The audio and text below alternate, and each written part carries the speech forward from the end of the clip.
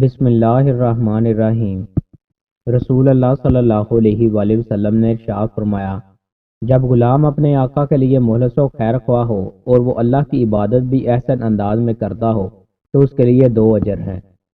رسول اللہ صلی اللہ علیہ وآلہ وسلم نے ارشاد فرمایا، روز قیامت مومن کی میزان میں حسن حلق سے زیادہ باری چیز کوئی نہیں رکھی جائے گی، اور اللہ یقیناً بد زبان اور بیہودہ باتیں کرنے والے کو پسند نہیں فرماتا۔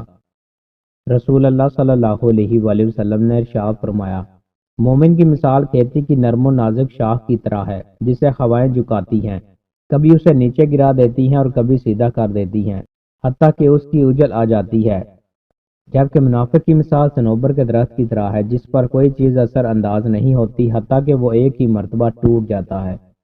رسول اللہ صلی اللہ علیہ وآلہ وسلم نے ارشاد فرمایا، مسکین وہ نہیں جو 1 یا 2 لقموں یا 1-2 کھجوروں کی خاطر لوگوں سے سوال کرتا پھرے، لیکن مسکین وہ ہے جو اس قدر خوشحال نہیں کہ وہ اسے بے نیاز کر دے اور اس کے متعلق پتہ بھی نہ چلے کہ اس پر صدقہ کیا جا سکے اور وہ لوگوں سے مانگے بھی نہیں۔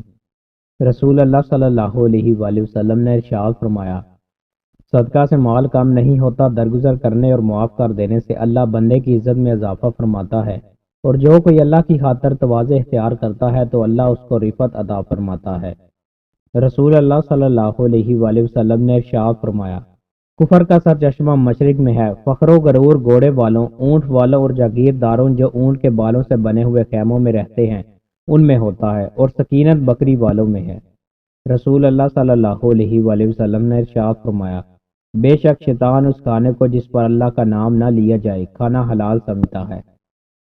رسول اللہ صلی اللہ علیہ وآلہ وسلم نے ارشاد فرمایا، روئے زمین پر جو نفس آج موجود ہے 100 سال گزرنے کے بعد وہ زندہ نہیں ہوگا۔